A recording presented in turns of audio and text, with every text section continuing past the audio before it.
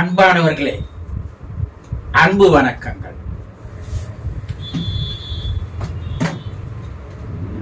ஆத்மா சாந்தி பிரார்த்தனை நிகழ்வில் பல பேர் பங்கு கொண்டிருக்கிறீர்கள். முதலில் அவர்களுக்கு என்னுடைய மனமார்ந்த நன்றிகள். தொடர்ந்து காலை மாலை உங்கள் அன்பானவரின் ஆன்மா சாந்தி அடைவதற்காக பிரார்த்தனைகள் வெகு சிறப்பாக நடைபெற்று வருகிறது. அவர்கள் மனம் குளிர்ந்தால்,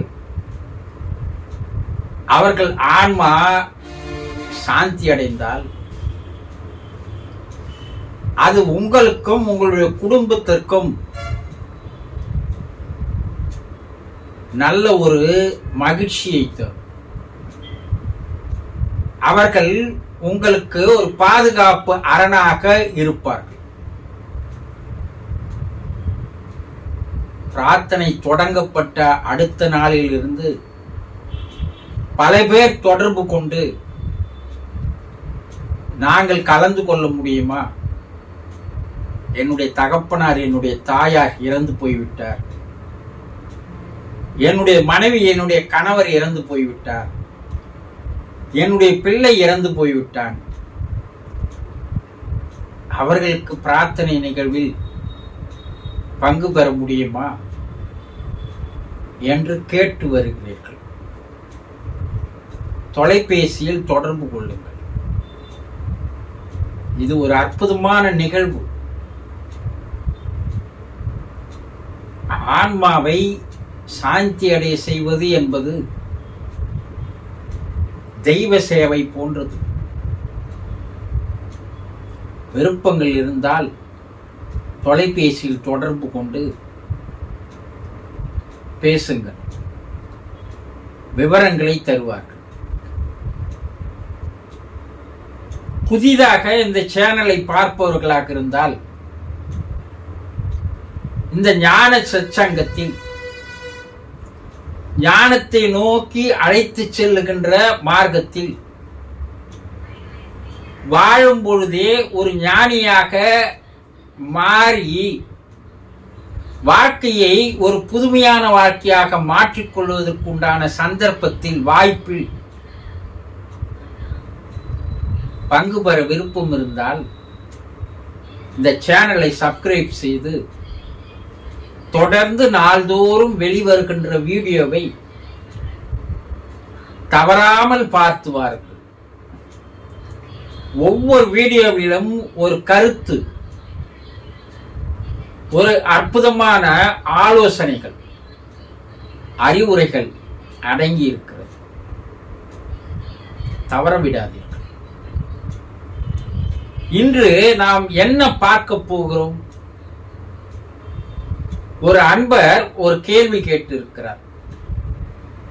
குருஜி, இறந்தவர்களுடைய ஆன்மா ஆவி உலகிலே எந்த நிலையில் இருப்பார்கள் என்று கேட்டிருக்கிறார். மிக சரியான கேள்வித்தான். வாழும் பொழுது மனிதர்கள் வாழ்க்கையில் எந்த முறையில் வாழ்கிறார்கள், அவர்களுடைய குணநல பண்புகள் என்ன, அவர்கள் வாழும் பொழுது சேர்த்து கொண்ட கர்மாக்களுடைய எண்ணிக்கை என்ன, பாவ புண்ணியங்களுடைய எண்ணிக்கை என்ன, இதையெல்லாம் கணக்கில் வைத்துதான் ஆவி உலகிலே அவர்களுக்கு வாழ்கின்ற இடத்தை இறைவன் தருகிறான். பூமியிலே வாழும் பொழுது தீயதையே எண்ணி, தீயதையே பேசி, தீயதையே செய்து மற்ற உயிரினங்களுக்கும் மனிதர்களுக்கும் தீமைகளையே செய்து சுயநலத்தோடு யார் ஒருவன் மற்றவர்களை ஏமாற்றி துரோகம் செய்து வஞ்சித்து அவர்கள் வயிற்றில் அடித்து அவர்களுடைய பணத்தை சொத்தை பிடுங்கிக் கொண்டது. லஞ்சமே அதிகமாக வாங்குவது வாழ்க்கையாக வாழ்ந்து கொண்டிருப்பது, பணமேதான் வாழ்க்கை என்று அலைந்து கொண்டிருப்பது, தன்னுடைய சுயநலத்திற்காக எந்த விதமான பாதக செயலையும் செய்வது, கல் நெஞ்சக்காரனாக இருப்பது, இப்படியெல்லாம் வாழ்ந்து வருகிறார்கள் இல்லையா? இப்படி வாழ்ந்து வருகிறவர்கள் இறக்கும் போது ஆவி உலகிலே அவர்களுக்கு நரகமானது ஒதுக்கப்படுகிறது. முன்னால் செய்த செயல்களுக்கு ஏற்ப வினை பின்னால் வந்து அமைகிறது. முற்பகல் செய்யின் பிற்பகல் தானே வரும். நீங்கள் வாழும்பொழுது எதை விதைத்தீர்களோ, எதை சேர்த்துக் கொண்டீர்களோ, அதுதான் மரணத்திற்கு பின்னால் உங்களுக்கு விளைவுகளாக, பாதிப்புகளாக, வேதனைகளாக வந்து அமைகிறது. அப்போது அங்கே இருப்பவர்கள் எந்த முறையான வாழ்க்கையை வாழ்ந்து கொண்டிருக்கிறார்கள், எவ்வளவு நரகத்தில் இருக்கிறார்கள், எவ்வளவு வேதனை அனுபவிக்கிறார்கள் என்பதையெல்லாம் வாழும் பொழுது ஒரு மனிதன் புரிந்து கொண்டால் தன்னுடைய வாழ்க்கையை நிச்சயமாக அவன் மாற்றி அமைத்துக் கொள்வான். இன்றைய உலகம் சுயநலத்தோடு தான் வாழ்ந்து கொண்டிருக்கிறது இல்லையா?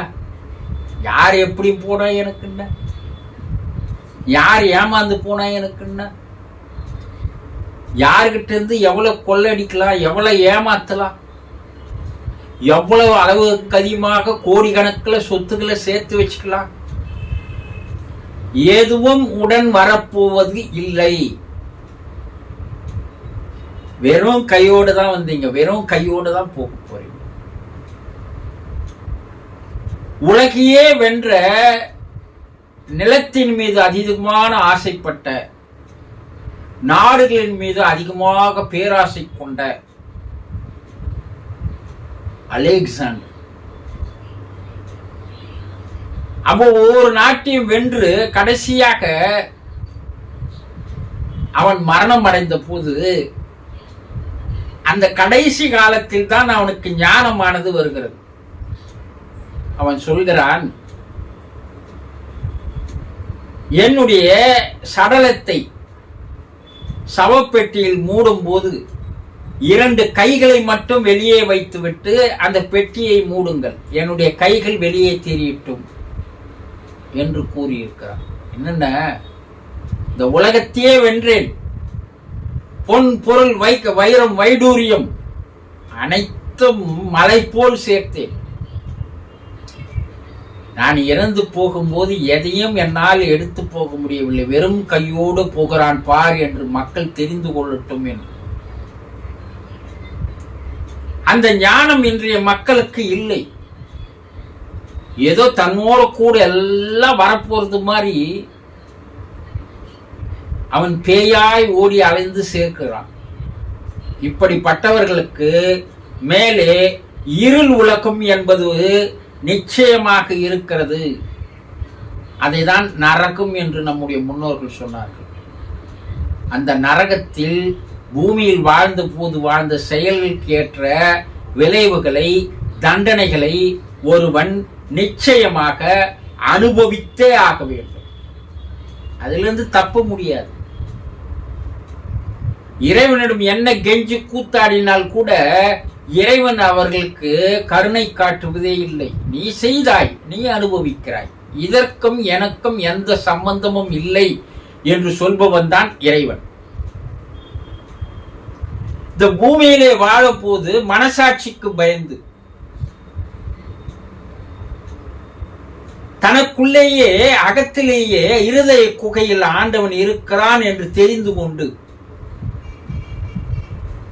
மனம் களங்கம் ஏற்படாமல் எல்லா ஜீவராசிகளுக்கும் முடிந்த அளவு நன்மைகளை செய்து, எல்லா மக்களுக்கும் முடிந்த அளவு நன்மைகளை செய்து, ஜாதி மத பேத இன மொழி எல்லாம் பார்க்காமல் அனைத்து ஜீவராசிகளிலும் அனைத்து மனிதர்களிலும் இதயத்தில் ஆண்டவன் இருக்கிறான் என்பதை எவன் ஒருவன் புரிந்து கொண்டு வாழ்கிறானோ அவன் இறந்த பிற்பாடு அவனுக்கு சொர்க்கத்தில் இடம் கிடைக்கிறது. இதை ஒளி உலகம் என்று ஆவி உலக ஆராய்ச்சியாளர்கள் கூறுகிறார்கள். ஒளி உலகத்தில் உயர்நிலை ஆன்மாக்களாக, இறைவனுக்கு அருகில் வசிப்பவர்களாக அவர்களுக்கு முதல் இடமானது அங்கே தரப்படுகிறது. அவர்கள் செய்த பாவ புண்ணியங்களுக்கு ஏற்ப இறப்பிற்கு அப்பால் அவர்களுக்கு ஆவி உலகிலே அந்தந்த இடமானது ஒதுக்கப்படுகிறது. நீங்கள் இறந்த பிற்பாடு ஒளி உலகத்திற்கு போக போகிறீர்களா, இருள் உலகத்திற்கு போக போகிறீர்களா என்பதை இப்போதாவது நீங்கள் நினைத்து சிந்தித்து பார்க்க வேண்டிய காலகட்டம் இது. இப்போதும் உங்களை நீங்கள் மாற்றிக்கொள்ளாமல் நான் பழையபடியே தான் வாழ்வேன் என்றால் நரகத்தில் மட்டும் தண்டனை இல்லை. அடுத்த பிறப்பு இந்த பிறப்பை விட மிக மோசமான ஒரு பிறப்பை இறைவன் உங்களுக்கு தருகிறான். The degrade the life. மிக தாழ்ந்த நிலையில் உங்களை எடுத்து போய் அவன் பிறக்க வைக்கிறான். இறைவன் கிட்ட கேட்ட அவனுடைய பதில், நீ எந்த முறையை வாழ்ந்தாயோ அந்த வாழ்க்கையை உனக்கு முதல் முறை நான் தந்தேன், அந்த வாழ்க்கையை நீ பாழ்படுத்தி விட்டாய், பயன்படுத்திக் கொள்ளவில்லை. அதனால் உனக்கு அடுத்த பிறப்பு மேல்நிலைக்கு உன்னை அனுப்ப முடியாது, கீழ்நிலைக்கு தான் உன்னை அனுப்ப முடியும் என்று இதை விட ஒரு மோசமான ஒரு பிறப்பு உங்களுக்கு தேவையா என்பதை இப்போதாவது யோசனை செய்து பாருங்கள். ஒளி உலகத்திலே இருக்கின்ற அந்த உயர்நிலை ஆன்மாக்களுக்கு அடுத்த பிறப்பு இறைவன் தரும்போது ஒரு அவதாரமாக, ஒரு மகானாக அவனை பூமியிலே அனுப்புகிறான்.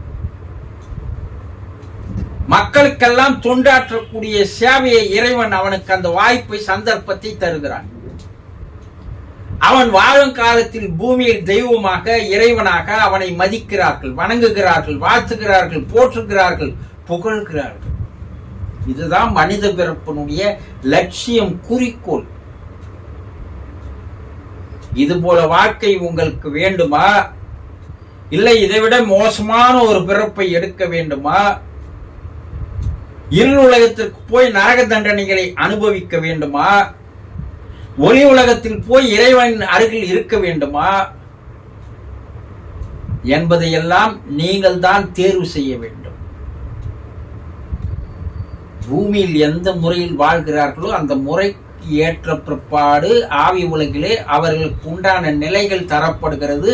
அந்த நிலைகளில் அவர்கள் வாழ்ந்து கொண்டிருக்கிறார்கள்.